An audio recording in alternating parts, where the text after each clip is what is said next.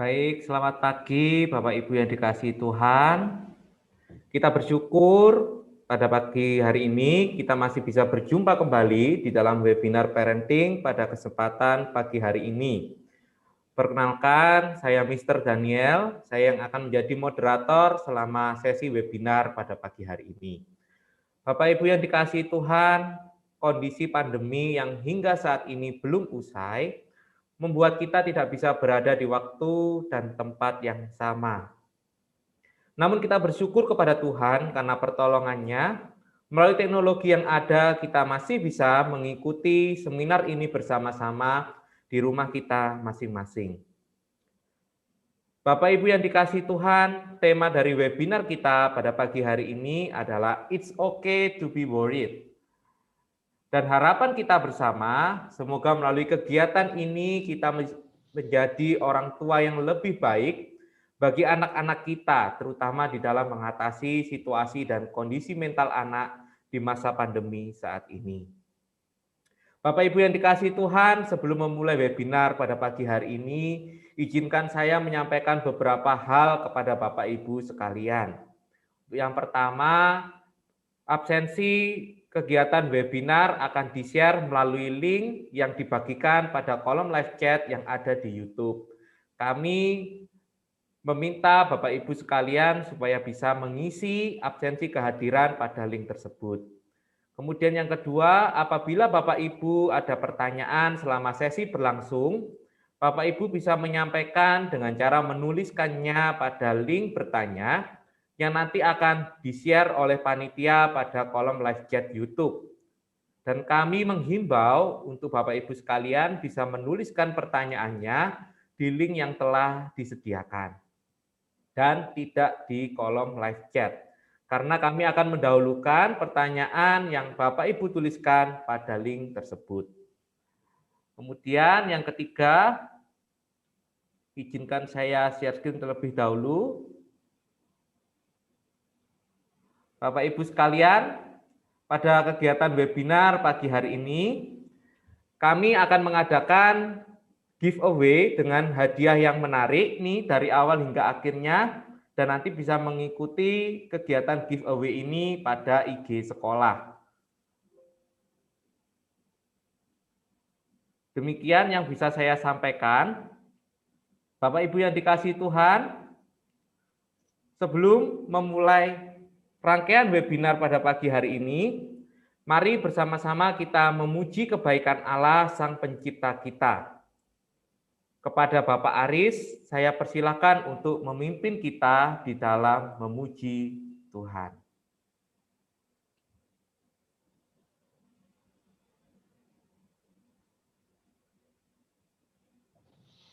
Selamat pagi Bapak Ibu sekalian. Pagi hari ini kita akan memulai seminar dan kita sebelumnya akan memuji Tuhan. Saya ajak kita untuk bersyukur kepada Tuhan karena Dia sungguh amat baik kepada kita.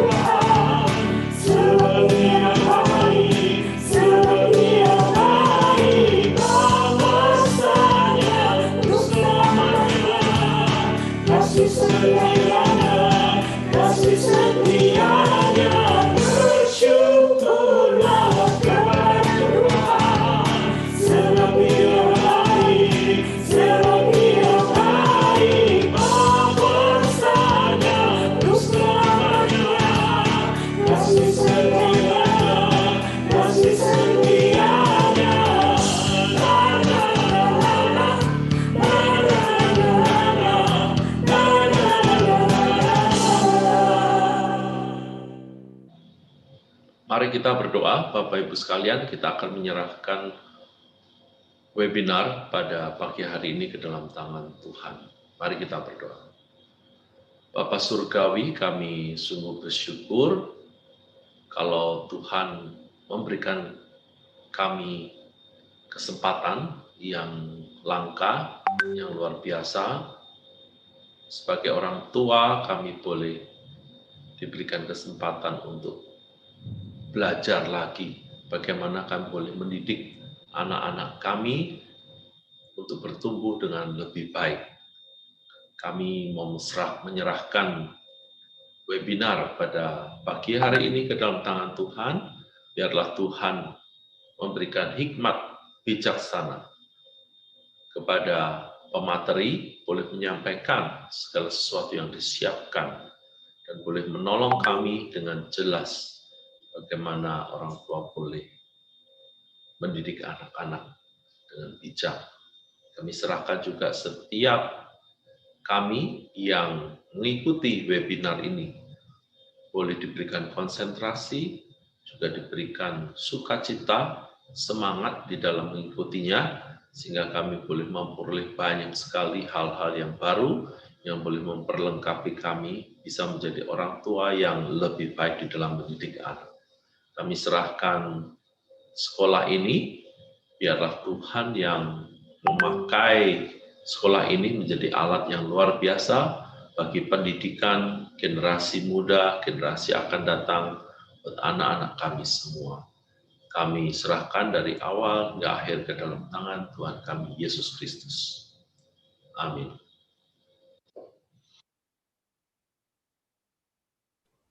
Ya, Bapak Ibu yang dikasihi Tuhan, seperti yang kita ketahui bersama, bahwa persembahan pujian oleh parents tadi merupakan bukti dari kerjasama yang baik yang terjalin antara pihak sekolah dengan pihak orang tua di dalam penyelenggaraan pendidikan di SMP Kristen Gloria 1 ini. Dan kami selalu berharap agar ke depan dengan adanya kerjasama ini bisa membantu kami dan juga para siswa-siswi yang ada di dalam mendapatkan fasilitas pendidikan yang lebih baik.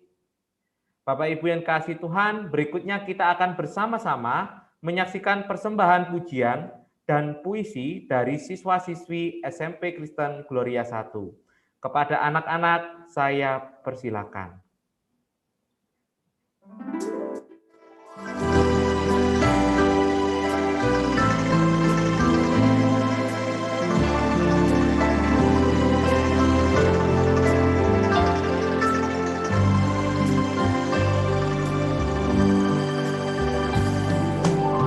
Papa妈妈，谢谢你放下心爱的手机，常陪我玩耍做游戏，让我过得开开心心。爸爸妈妈，谢谢你教我做人的道理，失败是给我鼓励，成功是分享甜蜜。因为有你，我很幸福，亲爱的爸爸妈妈，你们让我很知足。亲爱的爸爸妈妈，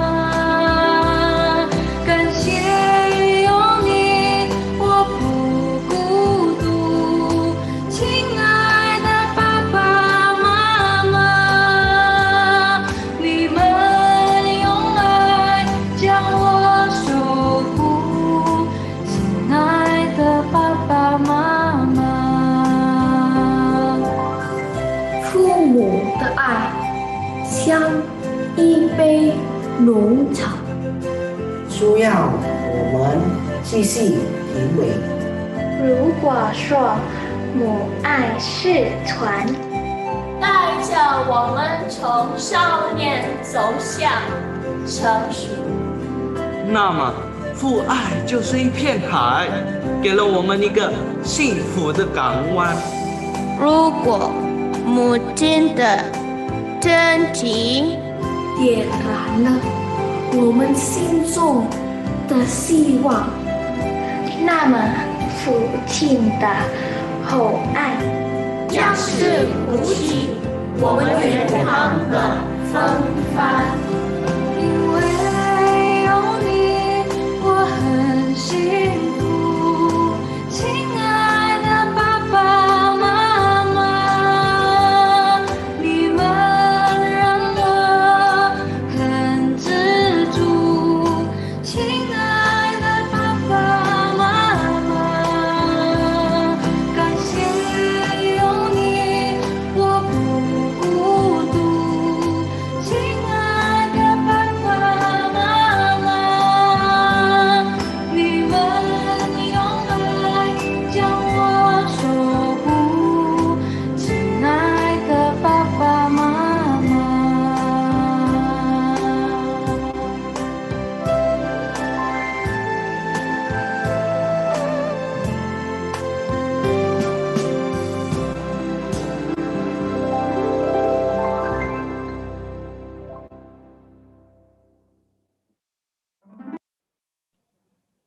Ya, Bapak Ibu yang dikasih Tuhan, demikian adalah persembahan pujian dari siswa-siswi SMP Kristen Gloria 1 Surabaya. Semoga pujian yang telah dibawakan oleh siswa-siswi kami bisa menjadi berkat bagi Bapak Ibu sekalian. Baik, tidak perlu panjang lebar lagi. Inilah sesi yang kita tunggu bersama-sama. Sebelum saya serahkan kepada pembicara, izinkan saya perkenalkan terlebih dahulu kepada Bapak Ibu sekalian mengenai profil singkat dari pembicara. Untuk pembicara kita pada pagi hari ini adalah penginjil Juniawati Suhendra, Doctor of Philosophy, atau biasa dipanggil dengan Ibu Anne Kartawijaya. Selamat pagi, Ibu Anne. Selamat pagi. Ya, baik-baik ya Bu kabarnya. Baik. Ya, Ibu Anne untuk pendidikannya beliau telah menempuh gelar sarjana di Seminari Alkitab Asia Tenggara, lalu menempuh gelar magister di Bethel University USA dan mendapatkan gelar doktoral pada Baptist Theological Seminary USA. Tidak perlu panjang dan lebar lagi, untuk sesi ini saya persilakan kepada Bu Anne untuk menyampaikan materinya. Terima kasih. Selamat pagi Bapak Ibu sekalian, bersyukur hari ini kita bisa bertemu ya. Dan temanya cukup sangat relevan ya untuk kondisi kita sekarang ini. Terus terang Bapak Ibu, saya sendiri juga sebenarnya dalam keadaan khawatir ya. Jadi kita sama-sama manusia yang mengalami banyak peristiwa khususnya di dalam masa pandemi ini ya. Jadi banyak hal yang membuat kita banyak khawatir ya. Saat ini suami saya baru aja sakit dan saya juga sakit ya. Tapi sakitnya sih sakit bukannya COVID ya, tapi cukup kadang-kadang membuat khawatir ya. Dan salah satu sahabat kami, hamba Tuhan di Unike juga sekarang ini dalam kondisi yang cukup parah karena COVID. Jadi itu pun memberikan kekhawatiran ya. Ya semalam juga saya agak sulit tidur ya memikirkan sahabat saya ini. Jadi baiklah kita berdoa, minta Tuhan tolong supaya yang saya katakan bukan isi hati saya atau kerapuhan saya, tetapi benar-benar Tuhan mau berbicara kepada Bapak Ibu sekalian ya. Mari kita berdoa sekali lagi. Tuhan, sekali lagi kami mau datang kepada Tuhan. Karena kami terbatas dan kami ingin Tuhan yang tidak terbatas, yang berbicara kepada setiap peserta yang sedang join di dalam seminar hari ini.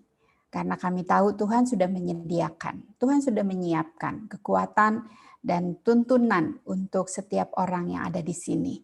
Kami percaya Tuhan mengasihi anak-anak kami percaya Tuhan mengasihi keluarga kami percaya Tuhan mengasihi sekolah ini. Karena itu kami mau berserah sepenuhnya kepada Gembala yang agung yang akan memimpin supaya setiap perkataan yang kami dengar itu asalnya dari Tuhan. Sembunyikan hamba-Mu di belakang salib-Mu.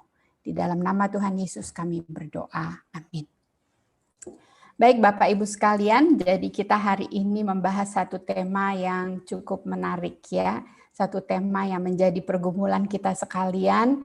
Bagaimana nih kita menghadapi suasana pandemi yang tidak menentu ya. Banyak hal yang tidak pasti yang terjadi di dalam masa-masa seperti ini. Pertanyaannya adalah apakah oke ya? Apakah oke kalau kita khawatir dan apa yang menjadi kekhawatiran Anda saat ini? Memang tidak ada fitur chat ya di dalam webinar kali ini. Tadinya saya pikir mungkin di YouTube bisa, tapi nampaknya YouTube pun tidak ada fitur chat ya. Ya saudara boleh pikirkan sendiri ya bagaimana caranya, nanti mungkin waktu lagi tanya jawab kali ya saudara bisa sharingkan apa sih yang menjadi kekhawatiran tentang anak-anak akhir-akhir ini. Ya mungkin Bapak Ibu sekalian juga mempunyai kekhawatiran, Anda yang khawatir begitu ya, Anda khawatir terhadap pendidikan anak-anak. Saya pernah mengadakan survei dan lumayan banyak orang tua yang khawatir anak-anak tidak bisa bersaing gitu atau tidak bisa memenuhi standar kelulusan karena kondisi seperti ini. Banyak juga yang khawatir karena anak-anak sudah terlalu lama di dalam ya. Jadi bagaimana nanti perkembangannya? Apakah sehat kalau mereka tidak bertemu dengan teman dan sebagainya. Nah, saudara, kekhawatiran di dalam definisinya macam-macam ya. Saya cuma ambil satu aja ini ya. Kekhawatiran mengacu pada pikiran, gambar, emosi, dan tindakan yang bersifat negatif dan cara berulang dan tidak terkendali yang dihasilkan dari analisis risiko kognitif proaktif yang dibuat untuk menghindari atau menyelesaikan potensi ancaman yang diantisipasi dan konsekuensi potensial mereka. Jadi kekhawatiran itu muncul ketika seseorang merasa ada ancaman, ada sesuatu yang bisa membahayakan. Ada sesuatu yang bisa merugikan, ya. Ada sesuatu yang tidak diharapkan terjadi. Mungkin bisa terjadi, tetapi permasalahannya adalah kita tidak punya kendali untuk mengatasi hal tersebut. Ya, jadi memang di masa-masa ini hal yang terjadi gitu. Kita tidak tahu ekonomi bagaimana. Kita tidak tahu negara kita ini nanti bagaimana, kita tidak tahu apakah kita masih bisa hidup di dalam tahun ini ya, kita bisa lewat tahun ini, nggak ngerti saudara ya. Sahabat saya, kalau saudara mungkin ada yang kenal Ibu Weichen ya, dia sehat sekali hari Sabtu, sehat banget ya, waktu lagi kita Zoom karena dia positif tetapi dia mendampingi suaminya, dia merasa dirinya sudah oke, sakit kepala udah hilang, batuk juga sudah sembuh. Jadi waktu kami Zoom persekutuan doa Kortim Unike, sehat sekali. Dia bilang, saya cuma satu yang saya khawatir, yaitu KTP saya hilang. Tapi ternyata keselip ya ketemu. Tapi saudara besokannya langsung drop sampai sekarang dia dalam kondisi yang kritis. Kita tidak bisa tahu saudara. Ya saudara-saudara yang sekarang seger-seger ya. Kita juga tidak tahu. Nah, saudara, cuman pertanyaan saya ya, apakah kekhawatiran itu selalu buruk? Apakah ada kekhawatiran bermanfaat? Ya, ini foto suami, anak saya ya, anak saya yang pertama wajahnya seperti itu, dia lagi bercandain saya sih ya sebenarnya. Tapi anak ini adalah anak yang sering khawatir. Nanti saya ceritakan dalam sepanjang webinar ini ya, mungkin ada kesempatan seperti itu. Nah saudara, kalau saudara Google ya, ini ada dari Tempo ya, Sweeney, profesor psikologi dari University California Riverside, dia mengatakan ada manfaatnya kekhawatiran itu. Ya kalau orang nggak pernah khawatir juga kita jadi khawatir ya, benar nggak saudara? Kalau anak saudara nggak pernah khawatir, kita jadi khawatir kan? Anak-anak nggak khawatir nanti ulangan bagaimana, nanti naik kelas apa enggak ada khawatir, tenang aja gitu ya. Kamu nggak belajar? Nggak belajar, nggak apa-apa. Ntar kalau nggak naik kelas gimana? Ya nggak apa-apa nggak naik kelas. Waduh saudara, itu bikin kita khawatir bukan ya? Kita akan jadi khawatir. Jadi kekhawatiran memang ada manfaatnya ya menurut Sweeney ini. tidak semua merusak atau tidak semua sia-sia. Dan salah satu manfaatnya adalah memberikan motivasi ya sebagai suatu penyangga emosi ya. Bahkan kekhawatiran itu seperti sebuah channel yang bisa menolong seseorang untuk lepas dari tensionnya begitu. Nah, wanita yang melaporkan diri sering lebih khawatir katanya lebih cenderung melakukan screening untuk kanker ya. Jadi sebenarnya kan setiap wanita perlu screening ya, kanker payudara misalnya gitu ya. Tapi wanita yang khawatiran itu jadi lebih taat gitu ya, lebih menjaga diri. Jadi saudara, kekhawatiran bisa bermanfaat apa?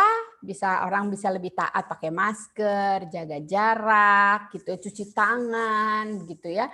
Lebih waspada kalau misalnya udah mulai kayak nggak enak badan gitu ya, langsung makan yang sehat, lebih menjaga diri, lebih mempersiapkan diri. Anak-anak kalau khawatir ulangan dia akan belajar lebih baik, begitu kan ya. Tetapi saudara, yang hari ini kita mau bahas adalah sesuatu yang kita coba pikirkan begini ya. Kalau begitu kenapa firman Tuhan terus bilang jangan kamu khawatir? Ya, loh, kalau khawatir bermanfaat kok jangan gitu ya. Jangan kamu khawatir akan hari besok. Karena hari besok mempunyai kesusahannya sendiri. Kesusahan sehari cukuplah untuk sehari.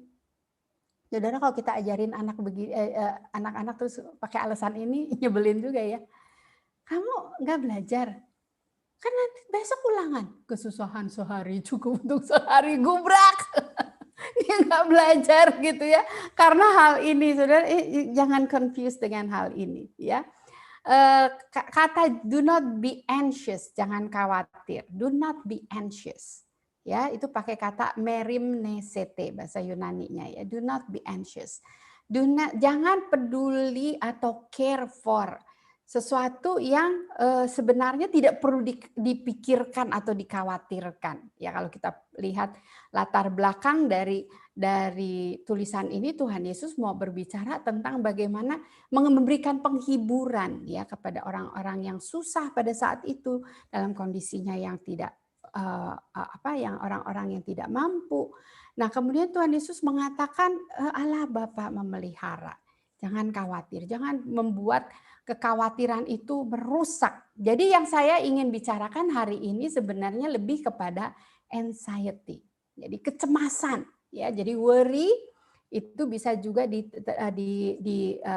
kata lainnya atau dimengerti sebagai sesuatu yang berlebihan, itu yaitu kecemasan atau anxiety. Nah, anxiety itu sendiri adalah gangguan psikologis yang dapat memiliki karakteristik yang berupa rasa takut, keprihatinan terhadap masa depan, ya yang tadi Tuhan Yesus ngomong, ya khawatir dengan masa depan. Ya, saya katakan tadi, saya kasih lihat foto anak saya yang bulan Agustus ini dia akan menikah. Tapi saudara, dia khawatir dengan pernikahannya sejak kapan? Sejak TK. Coba saudara bayangkan ya. Sejak TK saya ajak dia kondangan ya. Kemudian waktu lagi kondangan terus dia bilang, Mama, nanti saya kawin sama siapa ya? Aduh, masuk SD aja belum. Gitu, mikirin kawin begitu ya. Jadi dia mikirnya tuh memang panjang ya. Jadi memang keturunan dari mertua saya kali ya tuh. Kok mikirnya terlalu panjang. Sampai suami saya bilang, udahlah. Ya itu, kesusahan sehari cukup untuk sehari. Nah, anxiety ini adalah kekhawatiran yang berkepanjangan. Bukan hanya bertanya sekali, tapi berkali-kali, memikirkannya terus-menerus, dan itu merusak. Dan ada rasa gugup. Rasa cemas biasa dihadapi semua orang, namun rasa cemas disebut gangguan psikologis ketika ini menghalangi seseorang untuk menjalani kehidupan sehari-hari dan menjalani kegiatan produktif. Sudah ada satu orang yang saya kenal, sampai sekarang dia nggak pernah pergi kemana-mana. Ambil uang juga enggak di ATM. Karena begitu cemas, anxiety terhadap COVID, enggak pergi. Ya, laki-laki tapi rambutnya udah gondrong. Ya saya juga gondrong sih saudara, tapi kan saya perempuan ya, suami saya cukur ya. Tapi ini begitu takut sampai ke ATM aja enggak, minta orang lain ambilin uang buat dia. kirimin ke rumahnya. Ya, jadi nyusahin orang lain jadi ya, nyusahin saudara-saudaranya karena saudara-saudaranya yang mesti pergi ngambilin uang buat dia. Dan nggak kerja. Nah, ini yang dinamakan anxiety. Dan apakah anak-anak kita, anak-anak remaja sering mengalami ini? Sering, nanti kita bicarakan lebih lanjut ya. Nah, saudara, sebenarnya secara spiritual, kekhawatiran bisa membawa kita kepada kesadaran dan pengenalan diri sebagai manusia yang rapuh. Jadi kalau dikatakan ada manfaat sebenarnya kalau kekhawatiran itu membawa seseorang lebih cling to the Lord. Waktu kita khawatir, kita tidak tahu nih ya nanti anak kita kuliahnya gimana, sekolahnya bagaimana, sedangkan ekonomi kita sangat terbatas. Nah, pada saat kondisi seperti itu, kita kenal diri sebagai manusia yang rapuh. Suami saya sakit HNP, saudara ya, jadi saraf kejepit gitu ya. Kalau suami saya bilang, aduh luar biasa ya Tuhan ya. Cuman saraf satu aja ya, itu melumpuhkan. Dan itu memberikan kesadaran kepada kita bahwa kita rapuh. Mau berapa banyak uang yang kita miliki, mau prestasi apa yang kita miliki, kalau Tuhan saja gitu ya, kita tahu bahwa itu kita sadar kita rapuh. Jadi saudara, sebenarnya kalau anak-anak kita di dalam kekhawatirannya menyadari ini, baik ya, mereka tidak akan bertumbuh jadi anak yang sombong. Ya, mereka pintar apapun, mereka juara apapun, tapi mereka sadari bahwa dirinya rapuh. Yang kedua, kebutuhan akan Allah. Ya, jadi ini juga satu hal yang kekhawatiran bisa membawa kita kepada kita butuh Tuhan. Saudara, tidak ada hal yang jauh lebih indah di dalam pertumbuhan rohani anak kalau mereka itu sampai kepada poin mereka merasa butuh Tuhan. Dan mereka mengalami Tuhan. Nah, jadi saudara, kita bisa melihat secara spiritual kekhawatiran bisa membawa anak-anak kita dan kita sendiri menyerahkan kekhawatiran kepada Dia yang memelihara. Jadi kalau Tuhan Yesus bilang, do not be worry, sebenarnya bukan sekedar jangan khawatir, udah, enggak. Jangan khawatir, kenapa? Karena ada aku yang memeliharamu. Jangan khawatir, karena ada tempat untukmu bersandar. Jadi saudara nggak bisa cuma hanya jangan khawatir, tanpa ada, habis itu so what gitu loh. Habis itu sebenarnya perlu kita, kenapa kita tidak khawatir? Karena ada tempat kita berserah. Nah, saudara, kekhawatiran sendiri menurut teori ada beberapa hal ya. Saya terus terang saya ambil ini juga dari internet ya. Bahwa satu dari psikoanalisis, teori psikoanalisis mengatakan ini merupakan transformasi dari tekanan terakumulasi. Jadi ada tekanan di dalam diri, ini Freud yang ngomong ya, Sigmund Freud ya. Memang ada konflik antara libido di dalam diri, apalagi anak-anak kita sedang sex drive-nya lagi tinggi-tingginya ya dalam pertumbuhan mereka sebagai remaja.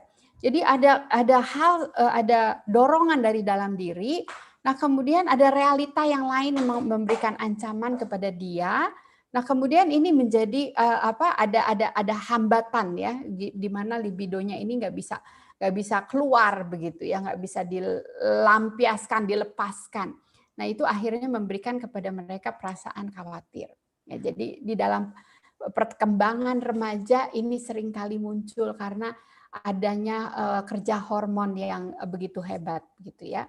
Nah, kemudian yang kedua dari teori perilaku mengatakan terjadinya kebiasaan terbentuk oleh stimulus yang tidak dikehendaki secara berulang-ulang. Jadi ada sesuatu misalnya ancaman yang terus menerus berulang. Ulangan dapat jelek terus ya. Jadi setiap kali ulangan dia jadi khawatir. Aduh, jangan-jangan saya dapat jelek lagi. Aduh, jangan-jangan saya gagal lagi begitu ya. Setiap kali mau berteman ditolak terus-menerus. Nah, itu akhirnya mau ke sekolah males, takut ya, khawatir. Khawatir apa? Khawatir nggak punya teman gitu. Jadi secara perilaku seperti itu. Kemudian teori eksistensi mengatakan respons terhadap stimulus kehampaan, tidak ada tujuan. Nah, di dalam saat ini mungkin kita bisa melihat hal tersebut terjadi karena kita nggak tahu ya anak kita sampai kapan nih. Suami saya sering tanya begitu, sampai kapan kita harus kerja dari rumah, work from home. Apalagi di Jakarta ya masih tinggi. Lumayan sih sekarang ya, tapi masih ada beberapa work from home ya, khususnya sekolah ya. Sampai kapan kita sekolah jarak jauh begini setelah vaksin? Apakah kita bisa? Belum tentu, saudara. Belum tentu. Karena virusnya mutasi. Ada lagi yang baru. COVID dari Afrika lah, COVID dari UK lah, gitu ya. Vaksinnya mesti bikin lagi, gitu ya. Jadi sampai kapan ya? Saudara, waktu saudara dengar gini mungkin saudara tambah khawatir, ya salah ngundang Bu Ana bikin tambah khawatir. Itu realita, saudara. Apa ya? Ke depannya. Nah, saudara, ini yang seringkali anak-anak juga mikir, jadi nanti abis ini sekolah begini, terus saya kerjanya apa, terus ngapain. Ada anak-anak yang berpikir panjang begitu ya. Anak yang berpikir lebih panjang, seperti anak saya yang pertama, dia akan lebih sering khawatir. Tapi anak saya yang kedua, apa yang terjadi besok aja dah, gitu ya. Dia nggak mikirin panjang-panjang. Dek, udah dapat kerjaan, Dek. Oh belum, ini dulu dah ujian dulu gitu ya. Jadi hidupnya lebih happy ya happy ya gitu ya, nggak banyak khawatir. Nah saudara, penyebab kecemasan remaja pertama insecure ya, perasaan tidak aman, tidak nyaman yang sekarang ini juga dihadapi, fobia yang mungkin dari kecil ya dia takut cecek atau takut, saya sampai sekarang takut tikus. Ya fobia itu ya sampai sudah remaja masih gitu ya. Waktu kecil takut suara keras tapi mungkin tidak teratasi sehingga sampai remaja masih setiap kali itu kaget-kagetan misalnya gitu ya. Nah kemudian yang lain adalah prestasi sekolah. Nah saya mau ngomong begini saudara. Mungkin saudara bilang saya nggak nuntut anak, saya nggak pernah kasih tuntutan apa-apa. Terus sekolah juga mengatakan yang sama, sekolah nggak nuntut apa-apa ini. Sekolah nggak nuntut apa-apa, saya nggak memberikan tekanan kepada anak-anak untuk mereka berprestasi. Tapi kenapa anak ini kok kayaknya cemas terus? Kalau mau ulangan, kalau mau ada tugas apa sekarang cemas terus. Saudara, kadang-kadang ada anak-anak tertentu yang tanpa sadar tidak ada yang nuntut, dia nuntut dirinya sendiri, ya. Bisa nggak itu karena ekspektasi yang tidak kita sadari dari orang tua? Bisa. Ya, contohnya, misalnya waktu kecil kita cuma suka bilang, si itu pinter ya. Kita nggak nuntut anak kita untuk kayak si itu, tapi kita ceritain si itu terus ya. Kayak anak saya tuh suka dengerin omanya cerita ya. Wah kalau si cucu-cucunya disebutin, si cucu ini sekarang kuliahnya di ini loh. Si cucu ini sekarang kerjanya ini loh, dapat gaji ini, oh dapat disediain mobil loh, disediain ini loh. Terus cucu yang ini udah punya pacar loh, bentar lagi kawin loh gitu ya. Kami sering ngobrol-ngobrol sama anak-anak, terus anak saya, nah sekarang saya dapat poin dari Oma. Nah ngerti nggak saudara? Omanya nggak pernah nuntut, kamu harus begini-begini ya, nggak pernah. Tapi dengan dengar dia dengar begitu, nah itu menjadi satu tuntutan buat dia. Kalau gitu, saya harus mencapai standar ini supaya Oma bangga sama saya, supaya saya dapat poin dari Oma. Kira-kira begitu ya. Nah, saudara, kalau ini kita tidak sadari dan kita tidak membicarakan dengan anak-anak bisa menjadi kecemasan, ya. Kemudian relasi dengan teman dan pacar ini paling banyak. Saya pernah satu kali pimpin retret anak kelas 6, kelas 5, kelas 6 SD. Ya, jadi kan udah mendekati remaja ya. Nah, semakin saya lihat tuh ya, semakin usianya makin ke remaja, jadi kelas 5 nggak seberapa, atau kelas 6 lebih banyak. Saya minta mereka tulis surat buat saya. Ya, jadi saya minta gurunya, tolong minta anak-anak tulis surat. Terus semua anak-anak tulis surat, apa yang menjadi pergumulan mereka. Kebanyakan mereka ngomong apa? Soal persahabatan. Ya, yang ditinggal sama sahabatnya, yang dikhianati sama sahabatnya, yang digosipin sama sahabatnya, yang temannya menyakiti dia, begitu ya. Jadi relasi dengan teman itu menjadi sesuatu yang matters buat anak-anak kita. Ya, jadi sekarang ini mungkin relasinya lebih ke arah relasi virtual. Jadi apa yang dituliskan, komen-komen teman-teman. Salah satu murid yang saya tahu dia itu sampai mengalami gangguan psikologis yang sangat berat, sangat berat. Jadi sudah mendekati seperti orang yang mengalami schizofren gitu ya. Awalnya orang tuanya pikir apa ini kemasukan setan. Kemudian saya datang ke rumahnya, saya lihat ya, saya ajak kakak saya soalnya cukup peka. Terus kakak saya bilang kayaknya bukan, ini mah urusan kejiwaan. Ya, saya pikir-pikir benar. Saya ngobrol sama saudara-saudaranya, ternyata benar ya, ada urusan dengan orang tuanya, begitu ya, relasi dengan orang tuanya, tapi juga masalah perundungan melalui saudara mungkin udah pernah dapat seminar tentang cyber bully dan sebagainya, begitu ya. Ekspektasi dari luar, dari dalam diri, tadi kita sudah membahas ini, pindah rumah, pindah sekolah ya. Khususnya mungkin saya juga dapat info anak-anak kelas 7 ya yang dari sekolah lain. Nah, bukan berarti mereka itu tidak bisa mengadaptasi, tapi mereka butuh adaptasi. Ya, anak saya yang kedua mengalami kecemasan yang cukup lumayan ketika harus pindah ya. Jadi dari waktu SD dia pindah ke Texas. Di situ sudah ada kecemasan tersendiri. Waktu masuk dari Texas pindah ke sekolah di Indonesia jauh lebih berat lagi karena dia harus adaptasi ulang dengan teman yang baru, dengan cara guru mengajar, dengan cara guru berkomunikasi, dengan standar atau dengan kerohanian sekolah gitu ya, dibandingin ya sekolah sama-sama sekolah Kristen tapi sekolah Kristen yang itu begini, sekolah Kristen yang itu begini. Jadi itu banyak perbandingan yang dia ada berkecamuk di dalam pikirannya dan itu yang membuat cemas begitu ya. Juga anak remaja sangat cemas dengan kondisi fisik ya. Mungkin saudara ingat waktu saudara remaja. Saya ingat waktu remaja saya sangat cemas dengan keadaan betis saya yang besar kayak pemain sepak bola. Ya, kemudian saya jadi kalau kemana-mana saya cemas pakai baju apa yang bisa nutupin betis saya. Anak-anak juga cemas jikalau ada jerawat yang tumbuh. Ya, walaupun jerawatnya satu, kayaknya ada bom nuklir mau meletus di rumah gitu. Wah, jerawat gitu ya. Dilihatin muka terus pakai segala macam krim gitu ya. Kemudian kejadian di rumah, ada yang sakit, ada yang meninggal atau ada yang bertengkar. Saya waktu remaja saya mengalami ini, saudara. Saya mengalami ini dan lumayan mengganggu ya, melihat pertengkaran demi pertengkaran yang ada di antara anggota keluarga. Nah, kemudian berita yang didengar dari news ya, obrolan orang tua ya, khususnya di dalam masa pandemik ini, dan kebutuhan teman karena mereka isolasi sekian lama. Nah, tanda-tanda kecemasan apa? Ini anak saya yang kedua, waktu dia di telapak kakinya ada mata ikan ya. Jadi waktu mata ikannya itu istilahnya di frozen ya,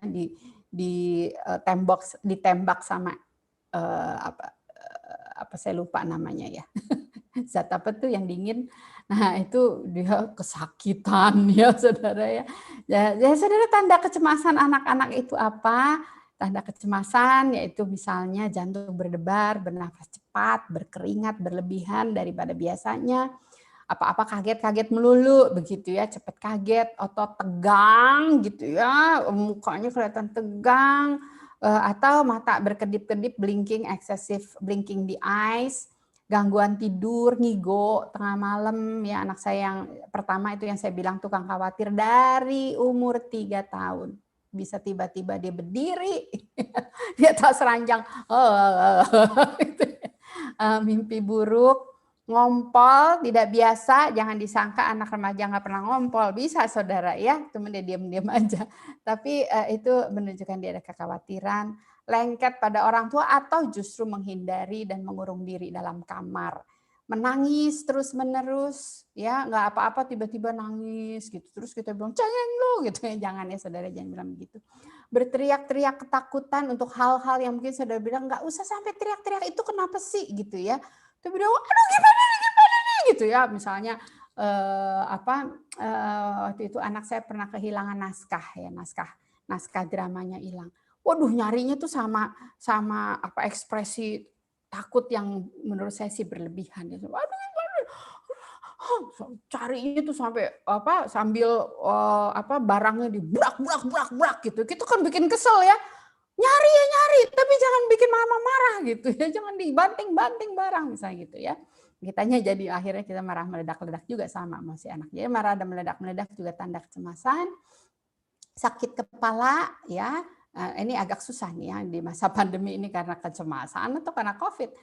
Mual, sakit perut, muntah-muntah, pikiran negatif ya, temennya begini, temennya begitu ya, nanti ada ini, nanti begini. Saudara ada ya orang-orang tertentu yang khawatir banget sampai kita sendiri capek dengan pikiran negatifnya.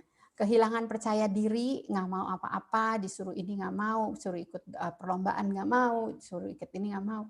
Kehilangan minat beraktivitas yang biasanya dia suka jalan-jalan sama teman-temannya, tiba-tiba nggak mau, begitu ya. Kehilangan nafsu makan, pesimis, tidur terus, lesu. Kalau ini anak saya yang kedua bukan karena khawatir sih saudara, emang males ini bangun pagi-pagi. Saudara gitu nggak sih anak-anak saudara? Kalau pagi-pagi, sekarang lagi online ya. Susah banget disuruh bangun gitu ya. Saudara gimana caranya ya? Jadi saya ya udahlah, kalau udah kamu tidur sebentar kalau udah waktunya mandi misalnya gitu ya. Jadi brok dia tidur di situ. Tidur terus, yang saya bilang karena cemasan itu terus menerus ya. Jadi terus tidur. Tapi sebenarnya saudara itu cara mereka untuk releasing stres ya. Jadi tidur. Terus mungkin ada juga suami-suami seperti itu waktu kerjaan gak jelas. Kecanduan pada hal tertentu, masturbasi, pornografi. Nah, saudara, saya mau menunjukkan kepada saudara ini ada sedikit data yang saya kumpulkan di antara gereja-gereja Tionghoa. Kalau saudara ingat, tahun 2019 saya mengadakan penelitian bersama-sama dengan PGTI ya di kalangan remaja, dan salah satunya Surabaya ya, saudara ya. Dan di dalam data ini memang Surabaya yang cukup tinggi tuh ya, angka presentasi anak-anak yang melihat pornografi. Tapi mereka ngaku ya, saya sangat senang sih sebenarnya ya, anak-anak bisa ngaku. Coba nanya ke orang tuanya, pasti bagus-bagus semua. Mereka masih melakukan 19,6% dari semuanya, bahkan lebih tinggi dari Jabodetabek. Yang sudah tidak melakukan pernah tapi tidak melakukan juga ada begitu. Jadi saudara, ini dulu sebelum pandemi ya, sebelum pandemi. Saya nggak tahu setelah pandemi kalau di survei lagi mungkin bisa meningkat. Jadi saudara, kita bisa melihat sebenarnya ya tadi ya, tanda-tanda kecemasan anak-anak yang meledak-ledak lah, apalah. Menurut saya lebih baik kita bisa melihat, mendeteksi ekspresi kecemasan daripada kita terkejut dengan data-data yang sebelumnya kita tidak tahu. Kita hidup masih panjang nih ya, nggak tentu loh. Tapi kalau mereka bisa cerita ke kita, aduh mama saya pusing gitu ya, aduh mama saya takut, terus saudara bersyukur dah. Ya kalau anak-anak saudara bisa ngomong begitu, aduh gimana ya, bersyukur. Artinya apa? Artinya dia nggak neken. Ya, saudara, angka kematian dengan cara bunuh diri masih menjadi perhatian dunia. Ya, bahkan menurut Pusat Data Informasi mendekati 800.000 per tahun. Jadi artinya satu kematian per 40 detik. Di Indonesia tahun 2018 265 juta. Dan bahkan di kalangan anak SMP dan SMA survei 10.837 responden, 4,3% laki-laki dan 5,9% perempuan di Indonesia. Tapi kalau di luar negeri, bangsa lain, negara lain, di dalam penelitian 90 negara, kebanyakan laki-laki. Tapi di Indonesia dan beberapa negara di Asia, kebanyakan perempuan. Ya, nah, saudara mungkin bilang, ya ini kan di luar sekolah kita, gitu ya, di luar lingkungan kita, gitu. Tapi saudara, saya mau kasih lihat saudara data sebelum pandemi yang kami kumpulkan dari PGT. Ini BRC ya, Bilangan Research Center. Itu 11,7% setelah pernah berpikir untuk bunuh diri. Ini pengakuan anak ya, anak yang jawab. 2,5% pernah mencoba bunuh diri. Ya, jadi ini Bilangan Research Center. Kemudian yang kami lakukan dengan kerjasama dengan PGTI, coba kita lihat yang berusaha bunuh diri, lumayan signifikan, saudara. Ya, lumayan signifikan. Jadi memang jangan main-main juga gitu ya dengan hal ini. Kalau saudara tidak mempunyai hubungan yang baik dengan anak-anak, tidak terbuka begitu ya, semua ditutupi, cover up to be good, to be perfect, smooth begitu ya. Jangan senang dulu gitu ya. Nah, saudara, bagaimana cara mengatasinya? Cara mengatasinya jangan menghindarkan. Maksudnya begini, jangan menghindarkan tuh maksudnya begini. Jangan diangkat gitu loh. Ya, jadi misalnya gini, anak takut, sering takut karena ulangan, kalau mau ulangan sulit gitu. Terus saudara mau menghindarkan, telepon guru, Bu, kasih ulangan yang susah-susah dong Bu, gitu. Anak saya stres nih, gitu ya.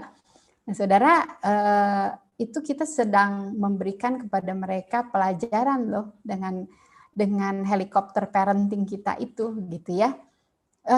Tidak, jangan menghindarkan, tapi biasakan ya, karena mereka sebentar lagi akan menghadapi hidup nyata sendiri ya. Jadi suami saya orangnya lebih tough dari saya, terus terang ya. Saya sendiri sebagai ibu yang penuh belas kasihan gitu, kadang-kadang udahlah kasihannya begitu ya. Tapi kadang-kadang terbalik, saudara, bisa terbalik begitu. Anak saya mau menikah ya, kemudian suami saya bilang, Papa mau kasih kamu rumah gitu. Itu anak saya bilang, enggak, saya mau beli rumah sendiri. Terus ya inilah ya, argue ya. Tapi kemudian saya mengatakan bersyukur ya, anak ada mau berjuang ya untuk mereka bisa mengatasi kebutuhan-kebutuhan. Nah, saudara, yang kedua, positif idealis, artinya gini, jangan kita terus bilang begini, kamu khawatir gitu ya, kamu takut gini, udah nggak apa-apa, tenang aja ya, tenang aja, semua bakal beres, semua akan beres, semua akan berjalan dengan baik ya. Tapi itu nggak realistis, kenyataannya memang lagi dalam keadaan krisis. Contoh ini ya, sekarang ini. Kita nggak bisa tuh guru-guru terus bilang sama orang tua, jangan takut ya Bapak Ibu ya, sekolah kita pasti nggak akan mengalami goncangan. Sekolah kita ini sudah, ya pokoknya begitu-begitu. Saudara, saya terus terang bergumul loh ya di awal-awal pandemi, saya terus terang aja sekolah kami itu kekurangan murid. Saya harus jujur ya. Dan waktu itu di awal-awal pandemi itu banyak orang tua yang kemudian galau ya, mau keluar segala macam. Apalagi saya cuma sampai TK kan ya. Terus kami ngalami itu apa namanya, keuangan, kok saya jadi lupa istilahnya. Kalau kekurangan uang apa namanya? Defisit. Oh, negatif cash flow ya, saya nggak tahu tuh istilah itu. Negatif cash flow. Jadi kami sadari itu realitanya. Jadi apa yang kami lakukan? Ngomong sama orang tua. Ini kenyataannya. Ini yang terjadi, ya. Jadi mereka khawatir nggak? Khawatir. Waktu saya ngomong tambah khawatir nggak? Mungkin tambah khawatir. Tapi sama-sama menghadapi kenyataan. Terus terang saya juga belajar ini dari suami saya ya. Saya lihat di awal-awal pandemi, dia kumpulin karyawannya, dia kumpulin anak buahnya, dia bilangin kita dalam keadaan krisis gitu ya. Jadi itu ditegaskan bahwa memang realitanya kita dalam keadaan krisis. Saya nggak tahu krisis apa yang terjadi dalam keluarga saudara. Yang saudara jangan bilang, enggak ada apa-apa, kok nggak ada apa-apa. Tapi opa sakit gitu. Ntar juga sembuh. Enggak sih, opa nggak sembuh ya. Emang udah krisis gitu ya, dan memang harus menghadapi kenyataan seperti itu. Kemudian jangan mengabaikan. Artinya anak nangis, udah berminggu-minggu nangis di kamar begitu ya. Tapi saudara anggap nggak ada gitu ya. Saudara diam aja, sibuk ngurusin sendiri-sendiri. Jangan abaikan ya. Menerima, bilang, kamu sedih ya? Iya ya, papa mama juga sedih dengan kondisi seperti ini. Tunjukkan bahwa saudara menerima dia sedang dalam keadaan sedih. Tunjukkan saudara menerima bahwa dia takut. Anak saya pernah takut sama gunung meletus. Gara-gara nonton film, saudara, tonton film earthquake, apa sih gunung meletus, bahasa Inggrisnya lupa. Apa namanya, eruption ya. Apa sih judulnya, saya lupa tuh ya. Oh ya, emang ngeri sih filmnya ya. Terus anak saya nanya berkali-kali, ada gunung meletus nggak? Ada gunung meletus nggak? Masih kecil sih ya waktu itu ya. Tapi saudara, saya menyadari bahwa itu dia takut. Jadi saya harus melihat, kamu takut ya ada gunung meletus. Tapi di Jakarta tuh nggak ada gunung berapi. Saya kasih lihat peta, ya ini Jakarta di sini, gunung berapi di sini. Gitu. Dia cuma pengen assurance, feel insecure-nya itu dijawab gitu. Jangan meremehkan, kamu cengeng begitu aja takut, kamu begitu aja nangis, baru ditinggal sama pacar, lihat tuh pacar banyak gitu ya, kamu kan mukanya nggak jelek-jelek amat, cakep, udah nanti juga dapet lagi gitu ya. Nggak bisa tuh saudara, jangan remehkan, nyatakan pengertian. Waktu saya putus pacar ya, pacar monyet tuh ya, zaman dulu ya, waktu SMP, saya nangis gitu ya di atas atap saudara. Di atas atap saya nangis. Terus kakak saya datang, kakak saya yang paling besar, dia duduk di sebelah saya, dia diem aja gitu. Saya itu ngerasa ya, walaupun dia ngomong apa-apa ya, itu rasanya adem gitu saudara. Terus dia ngomong begini, Anne, hidup itu kayak buka album ya. Sekarang lembar album yang pertama udah dibuka. Sekarang ada lembar yang baru, ya. Dia ngomong begitu, saudara. Terus terang ya, waktu dia ngomong gitu, saya sih nggak gitu terima-terima amat. Maksudnya saya nggak gitu terhibur, tetap aja sedih gitu ya. Tapi itu nempel ya di dalam pikiran saya, berkesan sampai sekarang. Ya, saya sampai merasakan cinta kasih kakak saya ya.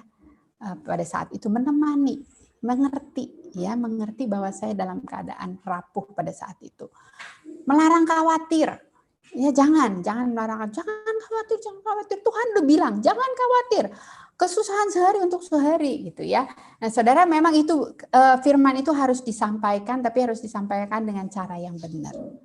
Ya, dengan cara yang saudara menjelaskan dan menerima dulu apa yang membuat dia khawatir, mempercakapkan artinya bukan kita khotbah, tapi kita berdialog, ngobrol ya, sehingga ada dari dia kata-kata yang dia ceritakan. Nah, dalam 2 Petrus 1 ayat 5 sampai 7 saudara ya, kita diingatkan kembali bahwa sebenarnya banyak hal yang terjadi, tekanan dalam hidup itu sebenarnya kita sedang dibentuk, diasah oleh Tuhan.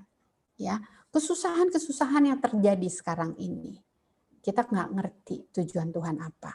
Kehilangan yang begitu banyak, ya kami juga ngalamin itu.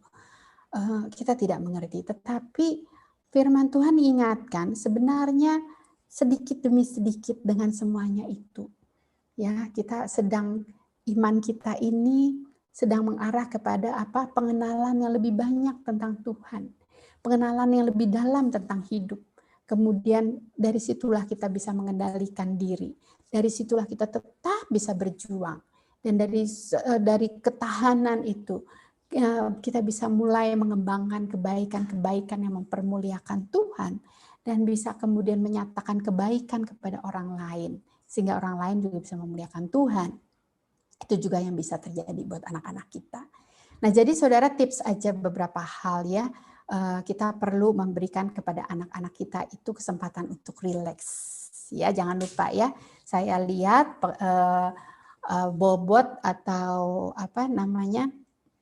beban akademik dari sekolah ini tidak terlalu besar, berat-berat banget ya dibandingkan mungkin ada sekolah yang lain yang lebih berat. Tetapi lumayan saudara ya, 3 jam ya, dari jam 8 sampai jam 12 kalau nggak salah ya.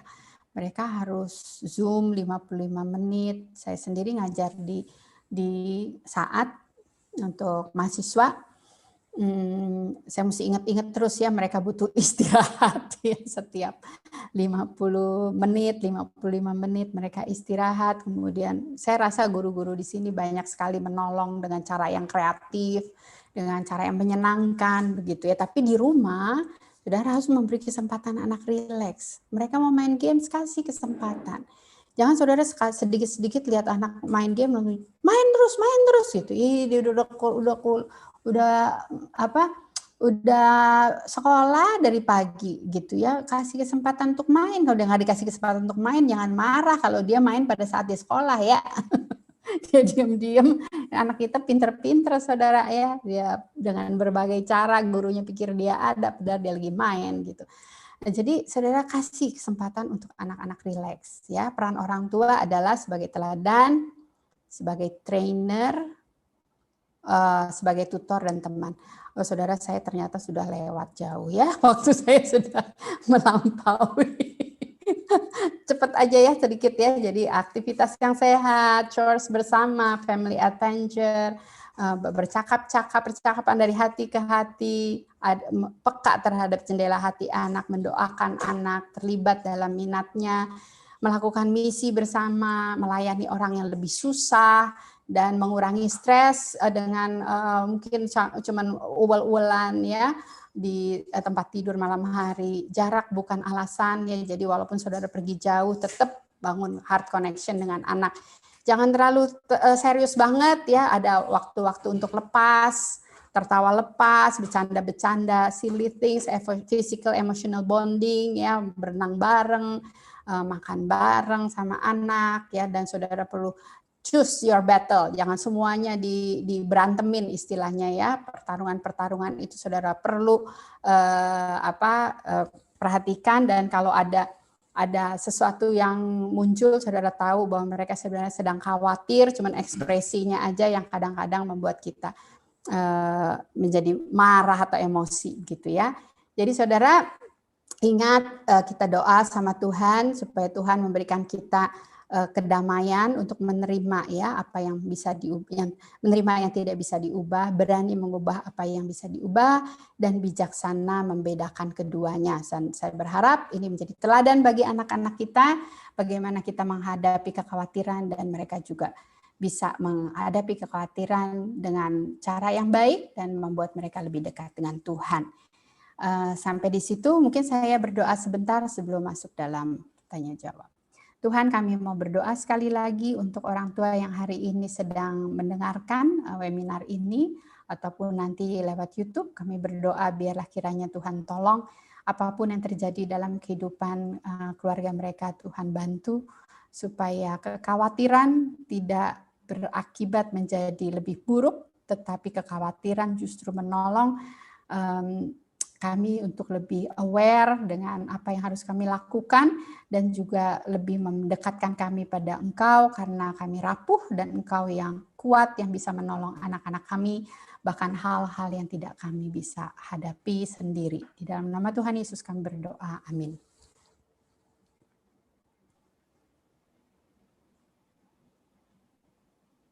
Amin. Terima kasih Bu Ana untuk paparan materinya yang sungguh dapat memberkati kita sebagai orang tua maupun pendidik bagi anak-anak kita, sehingga apa yang disampaikan Bu Ana kiranya menjadi kekuatan maupun menjadi pedoman bagi kita di dalam proses kita mendampingi anak, terutama di masa pandemi saat ini. Ya, Bapak Ibu, saat ini kita masuk ke dalam sesi tanya jawab. Ya, Bapak Ibu silakan kalau ada pertanyaan ataupun ada sesuatu yang belum jelas, bisa disampaikan ke dalam link yang ada, yang sudah dikirimkan panitia melalui kolom live chat YouTube. Ya, jadi silakan Bapak Ibu jika ada pertanyaan, silakan bisa menyampaikan pertanyaannya pada kolom di link yang ada dikirimkan di kolom live chat YouTube. Ya, Ibu Ana, ini sambil menunggu begitu ya, karena sepertinya belum ada pertanyaan yang masuk dari orang tua begitu. Mungkin ini juga ada pertanyaan ini dari saya maupun juga mungkin orang tua juga merasakan hal yang sama begitu Bu Ana. Bagaimana kalau misalnya orang tua itu merupakan seorang entrepreneur sehingga waktunya itu habis untuk mengurusi pekerjaannya, sedangkan sekarang ini kan masa pandemi di mana anak itu menghabiskan banyak waktunya di rumah. Mungkin Bu Ane bisa memberikan tips bagi para orang tua begitu supaya anak-anak itu tidak merasa khawatir atau tidak merasa kesepian di tengah-tengah kondisi orang tua yang seperti itu. Mungkin Bu Ane bisa memberikan tips begitu. Ya, mungkin kembali lagi ke prinsip-prinsip yang tadi ya, bahwa memang realita anak-anak kesepian itu realita yang memang harus kita terima gitu ya. Kenyataannya seperti itu.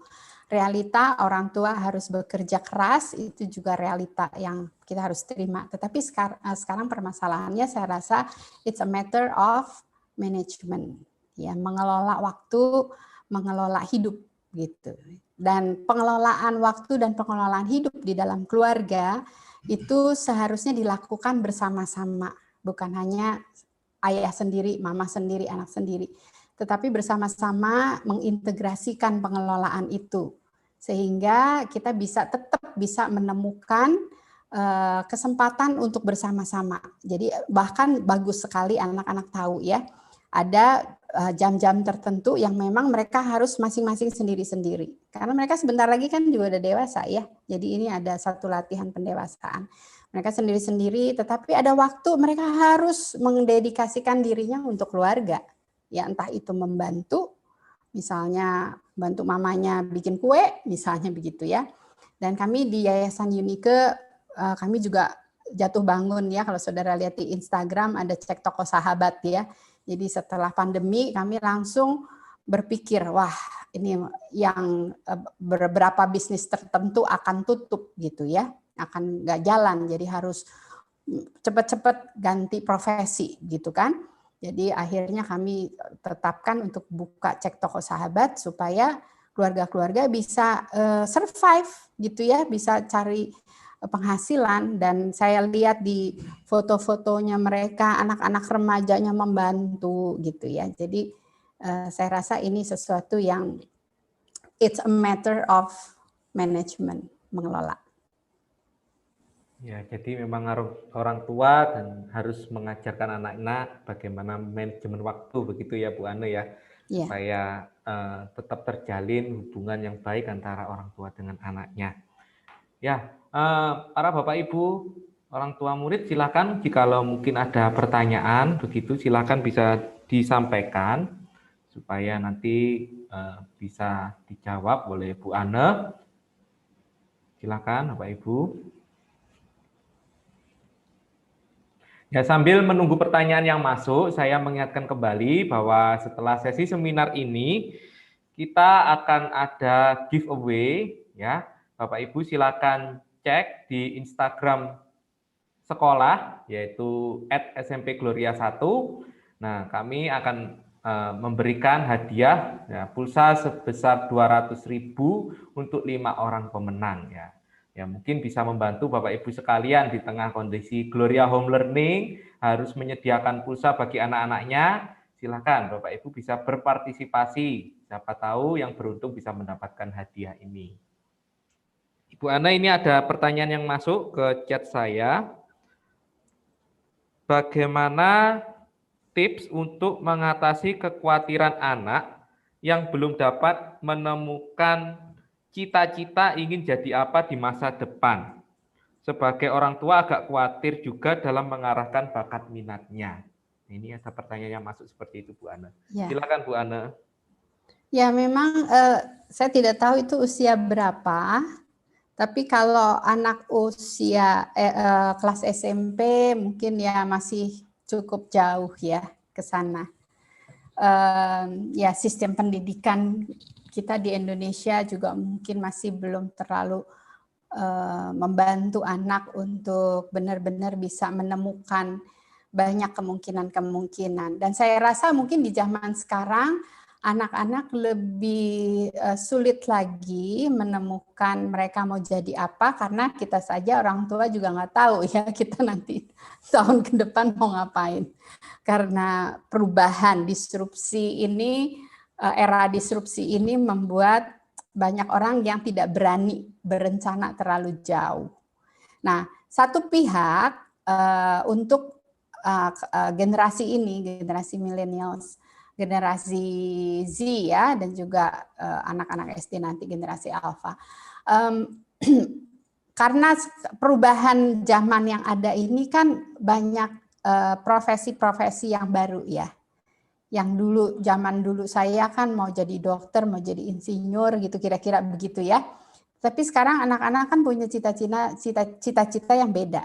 Jadi misalnya mau ada yang mau jadi YouTuber lah, ada yang mau jadi apa, dan profesi-profesi yang yang sebelumnya kita belum dengar gitu ya istilah itu.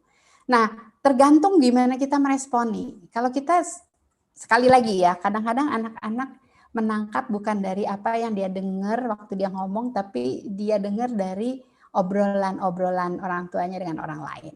Ya, misalnya ada keponakan datang terus bilang, anak saya tuh kok mau jadi ini ya, terus iya kenapa begini? Dia kemudian melihat nih respon dari orang tua, rupanya mama papa saya nggak setuju kalau profesi ini gitu. Jadi akhirnya waktu ditanya kamu jadi apa, nggak tahu. Belum tentu nggak tahu tuh, belum tentu. Bisa jadi dia sedang mempertimbangkan profesi-profesi yang dia pikir orang tuanya nggak setuju, bisa begitu. Atau bisa juga karena ya memang benar-benar nggak tahu. Ya, mungkin juga dia galau dalam artian yang dia minati, misalnya dia senang matematika, tapi dia nggak tahu matematika itu kepakainya buat apa gitu. Nah kan perlu dibantu tuh. Jadinya orang tua perlu menolong anak-anak untuk menemukan apa yang menjadi minat pelajarannya ini, itu ada di pekerjaan-pekerjaan apa aja sih. Bisa jadi juga begini, dia senang pekerjaan itu, mengerjakan itu senang. Tetapi waktu dia lihat, kok kayaknya mungkin bikin susah hidup misalnya ya. Misalnya dia senang desain, ya senang jadi arsitek begitu ya. Tapi dia lihat omnya yang jadi arsitek itu, waduh, pergi melulu, repot gitu ya.